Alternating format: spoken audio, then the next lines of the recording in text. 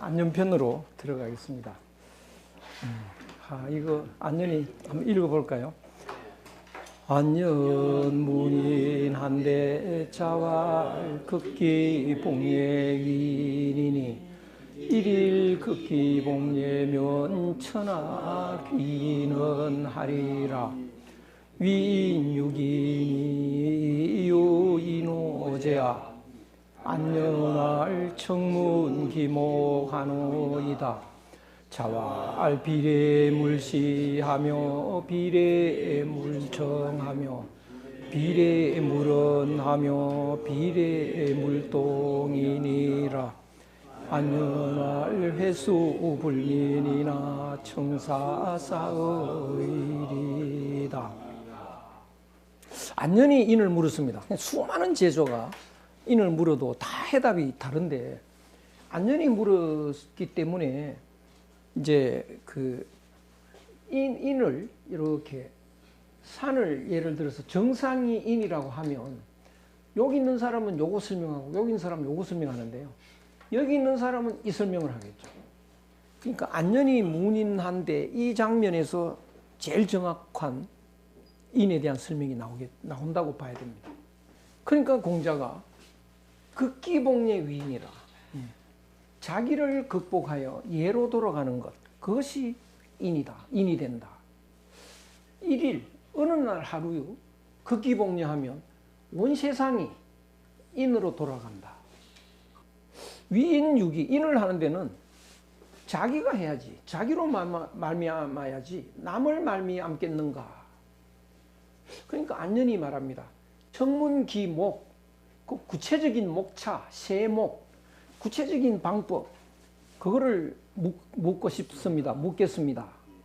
공자가 말하기를 비례물시, 얘가 아니면 보지 말고, 비례물청, 얘가 아니면 듣지 말고, 비례물은 얘가 아니면 말하지 말고, 비례물동, 얘가 아니면 움직이지 말아라. 안년이 말하기를 제가 비록, 회가 비록 불민하지만 이 말씀을 따르겠습니다. 받들겠습니다. 청은 뭐 하겠다 이런 뜻인데요. 극기복례 이게 굉장히 어려운 말인데요. 뭐 극기훈련 이런 말도 하는데 그거는 잘못된 말로 보입니다. 오히려 지옥훈련 이런 게 이제 오히려 낫고 극기라는 말이 굉장히 어렵습니다.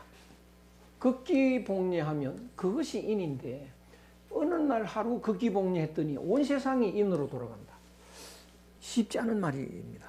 그러니까 인이라는 건 모두가 하나 되는 하늘마음, 한마음으로 모두가 하나 된 세상인데 온 세상이 인이 된다는 건 온 세상이 나군이 된다는 소리입니다. 온 세상이 어떻게 해야 나군이 되느냐? 극기복례하면 어느 날 내가 극기복례하면 극기복례는 내가 하는 거거든요. 위인육이 인을 하는 건 나로 말미암아서 하는 건데 남이 해주는 건 아니다. 남으로 말미암겠느냐. 그러니까 내가 어느 날 극기복례했더니 온 세상이 낙원이 되더라. 낙원이니까 소풍다녀야죠. 걱정할 이유도 없습니다. 근데 이렇게 춘추전국시대라는 게 오늘날처럼 혼란한데 어떻게 그게 낙원이냐.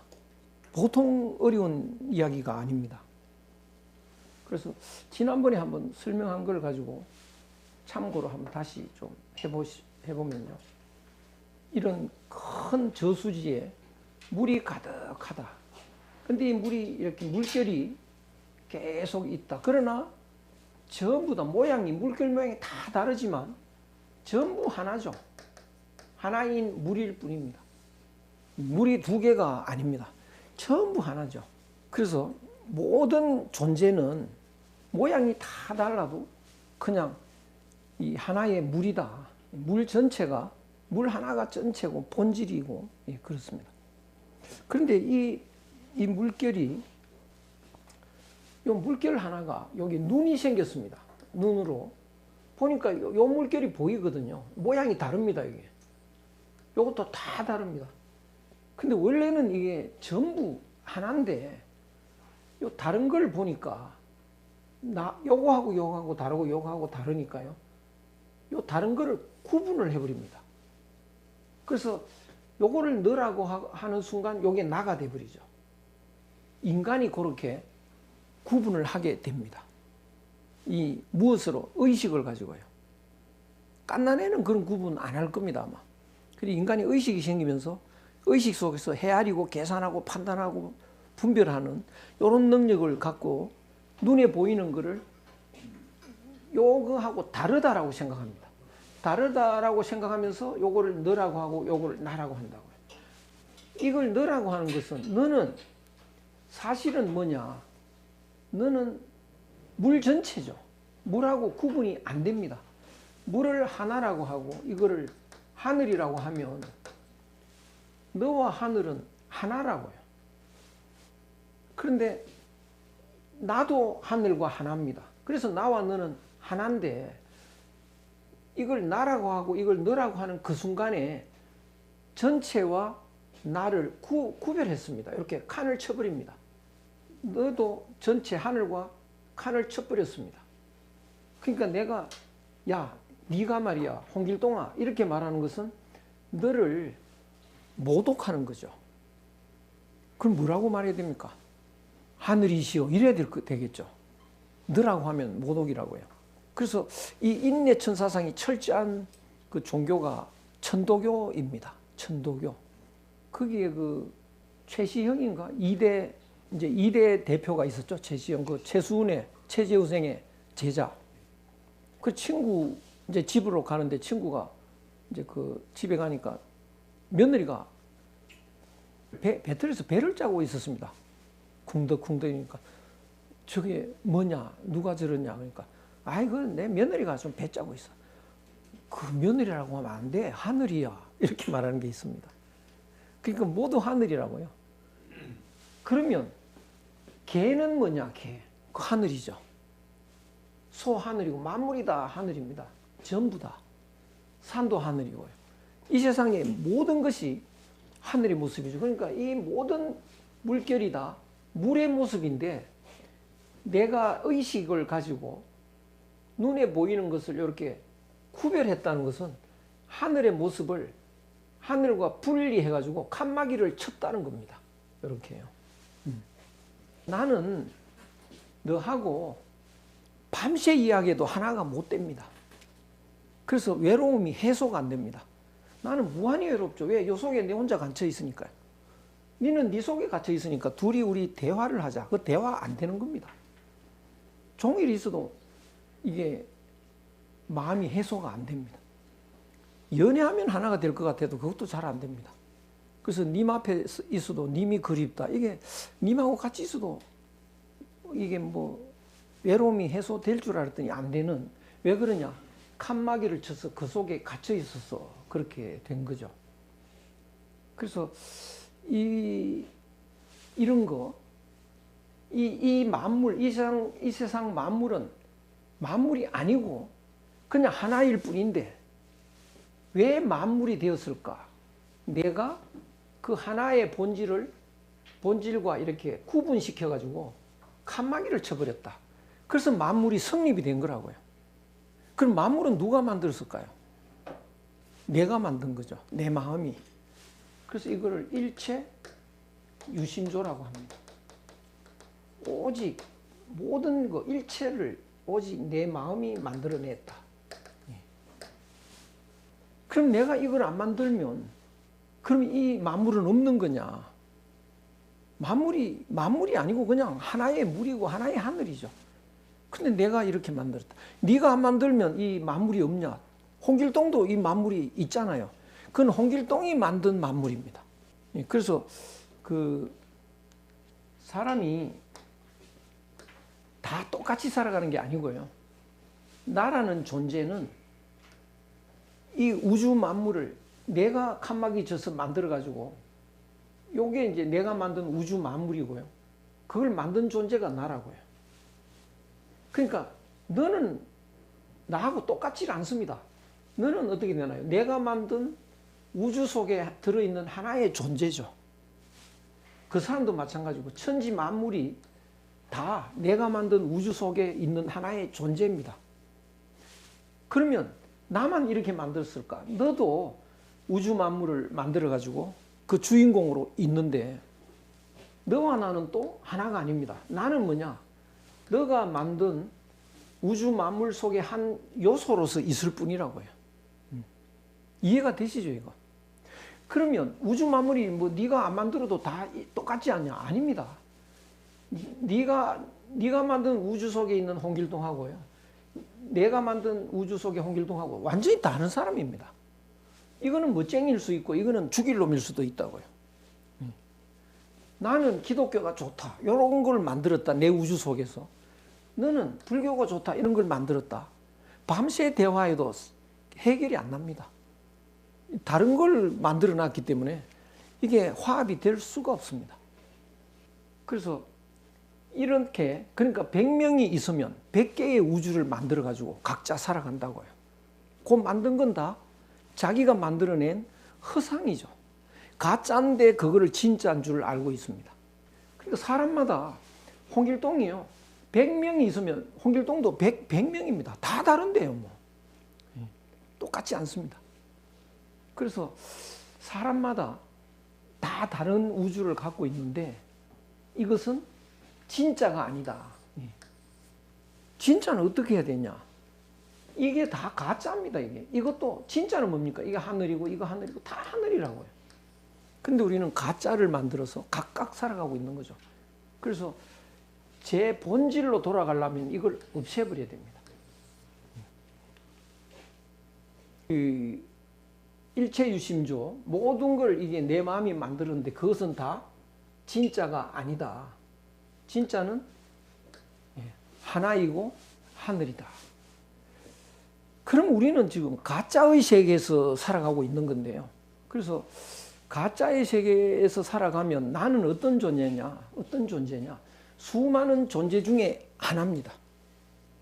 지구도 우주에서 보면 점도 못 찍는데 나는 지구에서 현재 70억의 인구가 있다면 70억 분의 1밖에 안 됩니다. 나는요.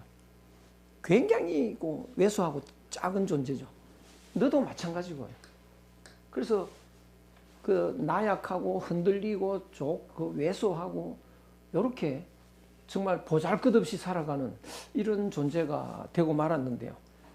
그리고 이 세상은 각각 다 다르니까 다른 것끼리는 화합할 수 없습니다. 무한히 갈등하고 무한히 싸우고 그런 이제 세상인데요. 이렇게 된 원인이 뭐냐? 나한테 있습니다. 내가 본래 모습을 잊어버린 거죠. 본래 모습을 회복하려면 어떻게 되냐? 내가 친 이 칸막이를 없애야 됩니다. 그것이 극기입니다. 극기. 그럼 내가 친 이 칸막이를 없애는 순간 이 칸막이는 어떻게 되나요? 자동적으로 없어집니다. 나라는 칸막이를 치는 순간 칸막이가 다 쳐졌는데요. 이것이 칸막이가 제거되면 이건 동시에 제거가 되어버립니다. 그래서 극기하게 되면 어떻게 되느냐? 극기하게 되면요, 이렇게 되어버리죠. 본래 모습으로 돌아가 버립니다. 그러면 모두가 하나니까 각각 다르지만 하나라고요. 다 다르지만 하나의 모습이 됐다. 그러면 싸울 일이 없어집니다. 모두가 대조화를 이루고 있습니다. 이것이 예입니다. 예. 그러니까 내가 극기하고 보니까 이 세상은 대조화를 이루고 있는 최고의 상태더라. 이게 나군이죠. 극기복례 위인이라. 그래서 극기복례하니까 대조화의 세상이 오더라. 어느 날 하루 내가 극기복례하니까 이게 확 걷어내고 나니까 천하가, 온 세상이 나군이 되더라. 그 이야기거든요. 나군이 되더라. 그런데 이 세상이 나군이 아니고 혼란한 지옥 같은 세상이잖아. 그거는 본질을 잊어먹었을 때 하는 이야기죠. 본질을 회복하고 나면 나군입니다. 이게. 이 세상이 이렇게 혼란한데 어떻게 나군이냐. 혼란하다는 거는 자기가 각각 구별해놓고 보니까 혼란한 거죠. 이 지구가 지금 막 문제가 심각한 지옥같이 돼버렸는데 달에서 지구를 보면요, 아름답기 그지없습니다. 화성에서 보면 아름다운 것도 아니고 그냥 별이겠죠. 저 멀리서 가보면 점도 못 찍는 그런 겁니다. 그래서 이 차원이 자꾸 이렇게 멀어지면 아름다웠다가 나중에 가물가물 이렇게 되는데요. 그래서 저 앞산에 막 눈이 덮여 있고 아름답고 또 새싹이 나면 아름답고 꽃 피면 아름답고 이런데 굉장히 좋은 경치인데요. 막상 가보면요, 거기에 멧돼지가 막 또 다른 거 잡아먹고 있고요. 또 멧돼지하고 늑대가 싸우고 있고 완전히 거기서 혈투가 벌어지고 뭐 그런 겁니다. 근데 그 속에는 그래도 밖에서 보면 아름답죠. 그것처럼 지구도 지구 밖에서 보면 아름다운데 내가 지구 안에 있잖냐. 내가 지구 안에 있다는 거는 내가 칸막이를 쳤기 때문에 내가 여기에 있는 겁니다. 칸막이에서 벗어나면 내 마음은 하늘 마음이고 우주가 되어 있는 겁니다. 그러니까 똑같은 지구에 있어서도 어떤 사람은 지구 안에 있고요. 어떤 사람은 지구에서 벗어나서 우주의 모습으로 지구를 보는 거죠. 똑같은 지구가 아닙니다. 그래서 나가 없어지고 칸막이를 걷어내는 순간 어느 날 하루에 내가 걷어냈다. 동시에 이 세상 전체가 대조화로 하나가 돼서 조화되는 세상으로 나군으로 바뀌더라. 극기복례, 일일 극기복례 하니까 천하가 다 온 세상이 인이 돼버리더라. 그래서 그 칸막이를 걷어내는 건 누가 걷어내냐? 내가 걷어내는 겁니다. 내가 쳤기 때문에요. 남이 걷어낼 수가 없습니다. 그럼 남이 친 자기의 건물은 또 자기가 걷어내야 되죠. 그래서 인을 하는 건 나로 말미암는 거지 남으로 말미암는 게 아니다. 그래서 칸막이를 치는 순간이에요. 본질은 사라집니다. 안 보입니다, 이게. 그 물결 그것이 이제 만물이라고 하는 순간 물결을 그 밑에 바탕으로 삼고 있는 그 물 전체는 안 보이니까요. 요것만 보인다고요. 그래서 본질은 없는 것처럼 돼버립니다. 그런데 이 칸막이를 치면 이런 것이 없어지고 이 세상으로 돌아오는 거죠. 그래서 이 철학에 있어서 가장 중요한 핵심이 뭐냐? 칸막이를 걷어내는 거. 이것보다 더 중요한 일이 없는 거죠. 칸막이 속에서 내가 니보다 크다, 뭐 니보다 잘났다, 이건 전혀 본질이 아닙니다. 그건 어차피 가짜입니다. 그래서 본질을 회복하는 거, 극기하는 거, 이거 이외에 중요한 일은 없다, 세상에. 이렇게 말씀드릴 수가 있는데요. 그래서 지금까지 이런 설명들에 대해서 좀 이제 생각해 볼 점이 있습니다. 우린 뭘 생각해야 될까? 각 그 극기복리에 대한 이러한 설명을 왜 사람들이 안 하고 있냐? 왜 못 하느냐? 그래서 논어의 극기복리의 설명 보면요. 이런 설명이 하나도 없습니다. 왜 이런 설명을 못 하느냐? 그 이유는 뭐냐? 비과학적이라는 거죠. 과학이 아니다. 그래서 언제부터 우리가 과학의 노예가 됐느냐, 과학의 신도가 됐느냐, 기독교를 부정하면서 생겼습니다. 기독교에서 하늘이 돈다 그러고 지구가 도는데요. 또 막 처녀가 애를 낳았다고 그러고 막 그러거든요. 그런데 과학자가 보면 아니라고요. 지구가 돈다고요. 그래서 사람들이 교회를 이제 등 돌리고 과학자 말을 이제 신봉하게 됐는데, 과학자는 세상의 본질을 뭘로 보느냐? 단자라고 봅니다. 단자. 그러니까 내 몸이 이렇게 있고 네 몸이 이렇게 있으면요. 내 몸의 본질은 뭐냐? 요 몸을 쪼개면 분자가 되고요. 요 분자를 더 쪼개면 원자가 되고 또 소립자가 되고 또 자꾸 쪼개면 뭐 쿼크까지 쪼개지는데요. 그러면 여기도 이렇게 아무리 쪼개도 이렇게 아주 그 작은 물체가 되는데 이것과 이건 하나가 아니거든요. 떨어져 있습니다. 그러니까 너와 내가 하나일 수가 없습니다.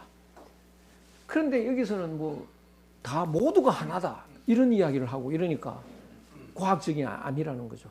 그래서 가장 비과학적인 설명을 하는 사람들이 공자, 맹자, 석가모니, 예수 뭐 이런 사람들이죠. 그래서 오늘날 과학의 신도가 된 이런 시대에는요. 학교에서는 못 가르치게 돼 있습니다. 그건 비과학적인 이론이라고 했어요. 그래서 어느 정도로 과학의 신도가 되어 있냐 하면 학문을 다 과학으로 덮어씌웁니다. 우리 어릴 때 보면 가정대학 있었지 않습니까? 없어졌습니다. 가정대학이 뭘로 바뀌었냐면요. 생활과학대학으로 바뀌었습니다. 체육대학 있었지 않습니까? 없어졌습니다. 뭐로 바뀌었냐? 스포츠과학대학 이렇게 됐습니다. 인문학은요. 인문과학입니다. 그 다음에 사회과학 이렇게 법학, 경제학 이거 다 사회과학입니다. 온통 과학을 뒤집어 씌웠죠. 그러다 보니까 그 과학에는 동양 철학은 들어갈 수가 없습니다. 물론 불교도 못 들어가고 예수도 못 들어가고 그러니까 그런 건 학교에서 다 배제시켜 버렸습니다. 그래서 이 철학과에서 논문 쓰는데 예수가 이렇게 말했다. 그러면 이제 통과 안 됩니다. 석가모니 말도 통과 안 됩니다. 왜? 그건 학문이 아니죠. 뭐. 과학이 아닌데요. 그래서 일체 유심조 이거 설명할 길이 없습니다. 이게. 심외무물 이것도 설명 안 되고요. 장횡거의 기론 설명 안 됩니다. 장횡거는 어떻게 설명하느냐. 이 우주에 기라고 하는 원초적인 물질이 있는데 이게 모인 게 우리의 몸이라는 거예요. 흩어지면 도로 기로 돌아간다. 그러니까 존재라고 하는 건, 형체라고 하는 건 기가 모인 거고 없어진 거는 기가 흩어진 건데 그래서 이 세상의 모든 것은 모였다 흩어졌다 하는 거다. 근데 사람들이 착각을 해가지고 모여 있는 거를 살았다고 하고 흩어져 있는 거를 죽었다고 하는데 그건 잘못하는 거다. 그래서 우리나라 사람들 그걸 아는 것 같아요. 죽는 게 아니고 흩어지는데 흩어지는 건 뭐냐? 본래 모습으로 돌아간다. 그래서 돌아가신다 그러는데요. 그거는 본래 모습을 아는 거죠. 동양 철학은 비과학적이다. 근거가 없는 허구다. 이런 판단을 했어요. 엄청나게 무시당했습니다. 제가 대학 다닐 때도 서양 철학과하고 같이 수업을 받았는데요. 서양 철학과 선배들, 교수들은 우리를 막 조롱하고 이랬습니다. 동양 철학이 그게 학문이냐? 뭐 이러고요. 논리가 있어? 뭐 과학적이기를 해.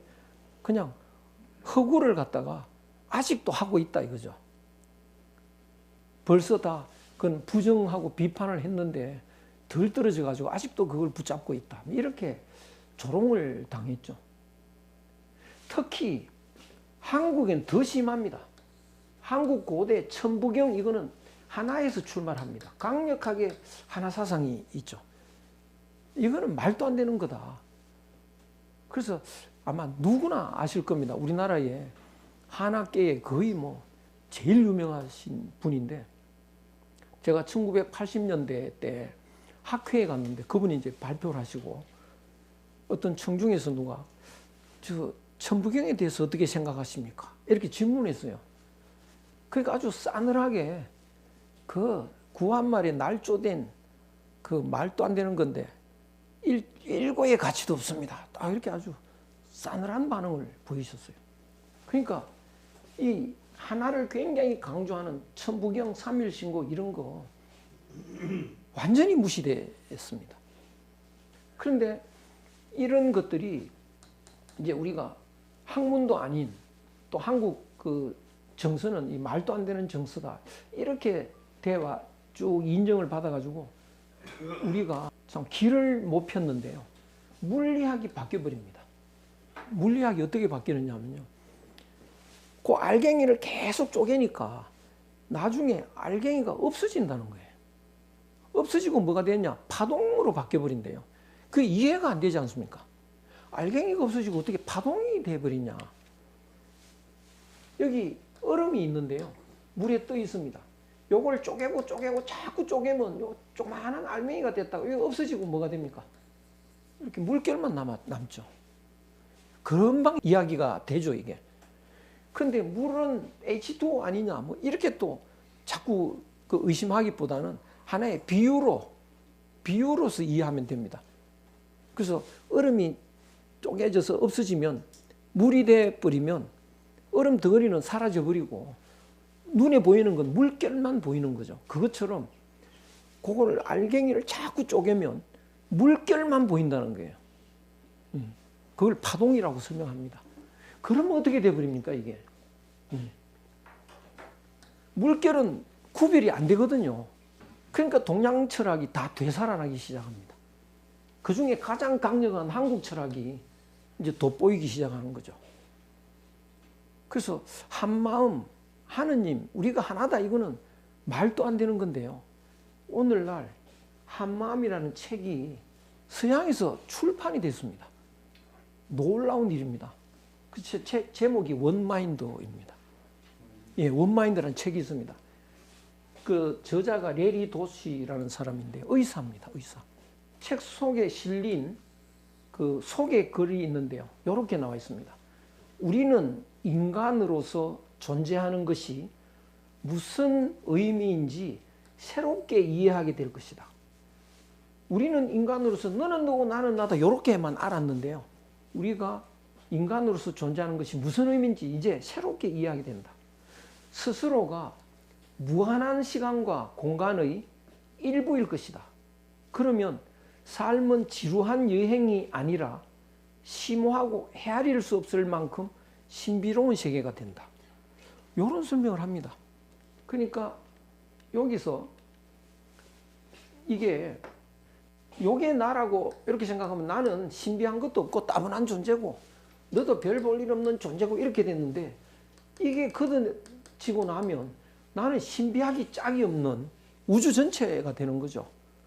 그러니까 심오하고 신비하고 완전히 새로운 사람으로, 새로운 존재로 바뀐다는 겁니다. 그래서 그 설명이 여기서 이제 이해가 되는데요.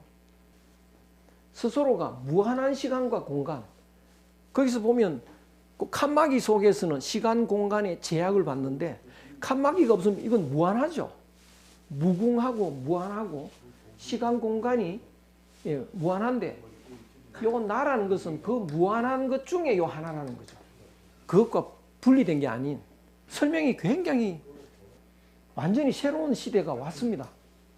그래서 삶은 지루한 여행이 아니라 심오하고 헤아릴 수 없을 만큼 신비로운 세계다 산다는 게요. 그래서 제가 꽤 두껍습니다. 그게 원마인드라는 책이에요.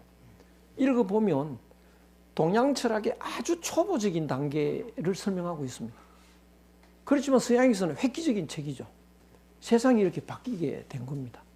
엄청난 이제 변화가 왔다 이렇게 설명할 수 있는데요. 그래서 옛날에는 이 본질, 얼음이 보면 물이 본질인데요. 그 본질이 바탕인데 이 바탕이 중요하다는 걸 알았습니다. 그래서 공통의 터전, 그것이 뿌리이기도 하고 자연의 섭리이기도 하고 한마음이기도 하고 하늘 마음이기도 하고 본질인데요.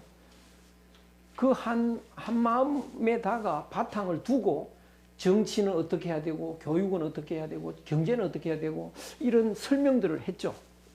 그러니까 한마음을 가진 사람이 보면 최고의 정치가이기도 하고요.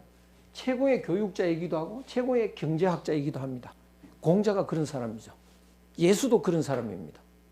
그런데 지금은 이걸 부정해버렸습니다. 이 공통의 터전, 하나라는 거, 이게 서구에서 나온 건데요. 그걸 부정을 해버리면 이렇게 됩니다. 정치, 교육, 경제 이런 것이 따로따로 분리되어 있다고요. 그러면 이제 이런 세상이 되면 정치는 누가 이야기해야 됩니까? 정치가들만 해야죠.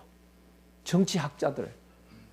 그러면 예수나 공자나 이런 사람이 여기 있다면 여기 끼어들 수 있느냐? 못 끼어들죠. 전문가가 아니니까요. 교육 문제가 터지면 누가 들어가야 되나요? 교육학자. 경제가 문제가 되면 경제가가 들어가야죠. 공자는 끼일 데가 없습니다. 그러면 전문가가 들어가서 경제 이야기를 하면 제대로 하느냐? 바탕 없는, 뿌리 없는 이야기만 하겠죠. 그래서 다 엉망이 되어 있는 거죠. 그래서 이제는 여기 이대로 갈 때는 뿌리 이야기하면 한심한 사람 취급을 받았는데요. 이제 이렇게 살아가다가 보니까 엉망이 돼버렸습니다. 온 세상 사람이 그 인성이 파괴가 되고요. 엉망이 된 거죠. 지구가 난리가 나버렸습니다. 그럼 이제 대안이 뭐냐? 이 본질 회복, 이것 외에는요, 되는 일이 없습니다. 그래서 이게 제일 시급한, 그래서 본질 회복하는 이런 그런 노력이 다시 나와야 되는데 아직은 안 나오고 있습니다. 그래서 어떻게 본질을 회복할 거냐? 이 문제가 제일 중요한 시대가 온 것이죠. 그래서 이 본질 회복을 가장 강력하게 지켜왔던 사람들이 누구냐? 한국인입니다. 한국의 옛날 이 당군 할아버지 때 이 본질을 잃어버리는 한국 사람을 우리는 짐승이라고 했죠. 그래서 짐승이 사람 되는 훈련을 받아야 된다. 그래서 21일간 마늘하고 쑥 먹고 햇빛 안 보고 동굴에서 인간성을 회복해서 나오는 이렇게 짧은 시간에 이런 압축된 훈련 기간을 가진 설명과 그런 실천을 해온 나라는 아마 우리나라밖에 없지 않나 싶어요. 그래서 우리나라가 앞으로 이런 인간성 회복 운동에 이 하나의 발원지가 되지 않을까 싶습니다. 그래서 걷기를 하면 예로 돌아간다. 걷기로 하면 예로 돌아갈 복 예로 돌아간다. 그럼 이제 얘가 어떤 예냐? 얘가 어떤 설명이 가능하냐? 인간이 세상의 혼란을 막기 위해 인위적으로 만들어낸 행동 양식이다. 대개 공자의 극기복례를 요렇게 설명을 해냅니다. 이거는 아니거든요. 이거는 뭐냐? 순자의 예입니다. 현대인의 예입니다. 그러니까 현대인이 세상을 어떻게 살아야 되느냐? 사람들이 질서를 지켜야 된다. 그래서 그게 예다. 그래서 예는 기본적으로 질서다. 어떻게 지켜야 되냐? 상황에 따라서 다르다. 차를 탈 때는 어떻게 타야 되느냐? 줄 서서 타야 되고요. 또 뭐 식사는 어떻게 해야 되느냐? 남 피해를 안 줘야 되고요. 이런 걸 인간이 만들어가지고 정해놓은 게 예입니다. 대부분 예는 이제 이렇게 사람들이 생각하는데 극기복례도 이렇게 생각합니다. 그러나 이거는 아니다. 예란 뭐냐? 하늘 마음에서 표현된 성인의 일거수일투족을 따르는 사람들의 행동 원리와 방식이다. 그러니까 이 사람은 요 물결을 가진 사람은 성인이다. 근데 요 사람은 지가 칸막이를 쳐놨다. 요렇게요. 칸막이를 쳐가지고 여기에 갇혀 있다 보니까 이게 전체의 물결하고 하나가 못 되고 따로 논다고요. 근데 이 옆에 있는 이 사람은 전체와 하나가 돼서 움직이니까 이것이 자연스럽고 그렇게 하니까 제대로 되더라. 갈등도 안 생기고 질서도 생기더라. 그래서 이 사람을 보고 따라하는 겁니다. 그것이 예인 거죠. 그런데 아무리 따라해도 그 본질이 회복이 안 되면 그거는 껍데기입니다. 흉내입니다. 그래서 따라하면서 자기도 결국은 자기가 친 칸막이를 이제 걷어내야 되는 겁니다. 그래서 공자가 인이 부린 사람이 돼서 인을 하지 못하면 예를 어떻게 하느냐? 예 못한다. 인을 한다는 건 뭐냐? 칸막이를 걷어낸다는 거죠. 그렇게 하기 전에는 흉내내는 예는 할 수 있어도 참된 예를 못한다. 그래서 이 칸막이를 걷어내면 이 전체와 하나가 돼서 전체의 물결 치는 대로 자기도 함께 물결 치는 거, 그것이 온전한 예가 되는 거죠. 그래서 모든 존재를 구별하는 경계가 사라진다. 이 칸막이가 사라지는 거죠. 그리고 본질로 돌아가서 하나가 되었을 때 각각의 다른 모습이 다 다른 모습이거든요. 각각의 다른 모습이 평등무해하여 평등하다. 전부 차별이 없다. 하나니까요. 평등한데 갈림이 없다. 경계가 없다. 그래서 대조화를 이룬 상태, 전체적인 조화다. 이것이 예입니다. 그러니까 요것의 움직임은 개체적인 예로 보이고 요건 전체적인 예로 보이는데 사실은 이것과 이것은 하나입니다. 이 전체의 물결하고 요 개체의 물결이 같이 움직이거든요. 그래서 요 2번은 개체적 조화고요. 3번은 전체적 조화인데 개체적 조화 예와 전체적 예는 하나다.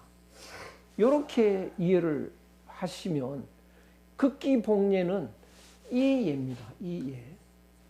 이 예는 뭐냐? 맹자가 말하는 예입니다. 요거는 순자가 말하는 예입니다. 그래서 똑같은 예라도 그걸 우리는 구분할 줄 알아야 됩니다. 그래서 극기복례하면 이런 예로 돌아간다. 그래서 온 세상이 낙원이 된다. 낙원이 됐을 때 전부 하나라고 해서 똑같아지면 안 됩니다. 소는 소의 모습으로, 개는 개의 모습으로, 사람은 사람의 모습으로 전부 각각의 다른 모습을 하되 서로 남이라는 생각이 없이 대조화를 이루면서 사는 것. 그것이 낙원의 모습이다. 이렇게 설명할 수 있습니다. 예는 두 가지가 있는데 순자가 말한 예하고 맹자가 말한 예. 여기 두 가지가 있는데 순자가 말한 예는 인간이 만든 예. 인간이 뭐 줄 서라 뭐 이렇게 이제 안 가르칩니까? 그게 다 순자가 만든 순자식 예입니다. 밥 먹을 때 소리 내지 말고 먹어라. 뭐 걸어갈 때 어떻게 해라. 이런 거는 우리가 향당에서 배웠는데 공자가 소리를 내면 안 된다고 설명한 그런 게 없는데 본인이 소리를 안 내고 먹었습니다. 그래서 다른 사람들이 그렇게 기록을 했을 뿐인데 본인은 뭐냐? 하늘 마음으로 자연의 모습으로 행동을 했는 건데요. 그래서 사람들이 우리가 남남이라는 생각을 이제 생각에서 벗어나서 극기가 되는 순간 내가 없어지고 모양은 다 달라도 천지 만물이 하나다 전부 다. 그랬을 때는 갈등이 없어지고 싸움이 없어집니다. 그런 상태가 이제 조화된 상태인데 그 조화된 상태를 예라고 이해할 수 있습니다. 조화된 상태. 그게 맹자의 예입니다. 순자의 예는 인간이 만든 예고. 그래서 그 예 두 개가 있는데 공자의 예는 요 맹자, 맹자, 순자 요게 그 합쳐져 있기 때문에 공자가 좀 어렵습니다. 늘 두 가지가 동시에 그게 다 들어 있습니다. 그래서 우리는 요 극기복례의 예는 맹자예로 이해해야 이해가 됩니다. 그러면 이제 그 갓난 애들은 마음속에 갈등이 없을 겁니다. 걔들은 이 세상이 뭐 비극이라는 생각도 안 할 거고요. 갓난 애고 100일 된 애가 젖 먹고 이렇게 그 기분 좋을 때 보면 표정이 한없이 행복한 표정이 되고요. 그게 뭐 번뇌망상 없지 않습니까? 그런 마음 상태가 이제 조화된 상태인데 사람들이 나이가 들어도 그런 마음 상태를 회복하면 그 마음으로 세상을 바라보면 대조화가 된 세상이죠. 소풍 가야죠, 이제. 그럴 때에 그 상태가 예다, 이렇게. 그렇게 기분 좋고 소풍 갈 때는 다도하는 사람 있지 않습니까? 그때 차 한 잔 마셔야 되는 거죠. 그래서 다도할 때 보면 이렇게 호수가 있고 이게 섬이 하나 있고 여기 이제 기둥을 박아가지고 이렇게 정자 같은 게 있고 이렇습니다. 이런 데서 차 마십니다. 그럼 이건 뭐냐? 이게 우주입니다. 이건 뭐냐? 지구고요. 이거는 하늘입니다. 그러니까 이 우주를 바라보면서 이 극기복례가 된 상태에서 기분 좋잖아요. 여기 차 한 잔 마시는 거죠. 이 차씨를 이런 식으로 많이 만들어 놨습니다. 그러니까 우리나라 사람은 이 우주적인 경향이 철학이 있어가지고 그냥 단순한 땅이 아니고요. 하늘 품은 땅이잖아요. 이게. 요걸 만듭니다. 한국인들은요. 그러니까 우리나라 사람들이 뭐 해를 품은 달 이런 제목을 붙이잖아요. 다른 나라 사람은 못 붙입니다.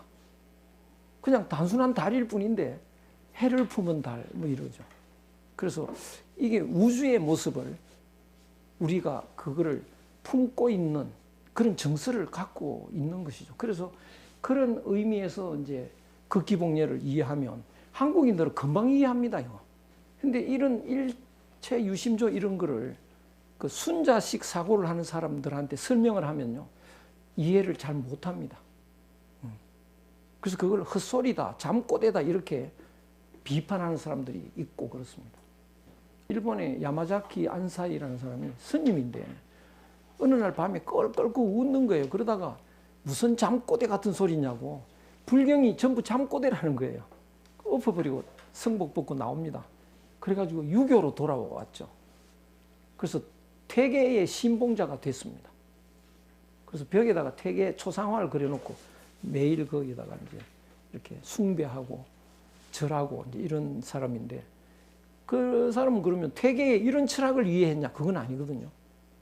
퇴계가 이제 순자의 예를 중시하는 사람이 보면 퇴계처럼 예를 갖춘 사람 못 찾지 않습니까? 근데 퇴계는 순자의 예를 하는 건 아닌데 몸에서 우러나오는데 순자의 예를 중시하는 사람들이 보면 퇴계처럼 하는 사람은 없다고요. 그러니까 일본에서는 순자의 예를 온 전국에 퍼뜨리려고 보니까 퇴계처럼 하는 사람이 없더라. 그래서 퇴계학을 확 받아 들어갑니다. 근데 퇴계학을 받아들여서 하다 보니까 구체적인 예를 만들어내야 되는데 퇴계는 자연이지 만들어내는 게 없거든요. 그래서 일본인 스스로가 그걸 만들어내기 시작을 하는데 그 만들어낸 예를 찾고 보니까 순자거든요. 그래서 퇴계에서 순자로 바뀝니다. 일본 철학이. 그런 차이가 있는데 우리는 이런 극기복례 이것이 한국인들이 가장 심오하게 이해할 수 있는 공자의 핵심 중에 핵심이죠. 그럼 오늘 여기서 마쳐. 예, 수고 많으셨습니다. 예.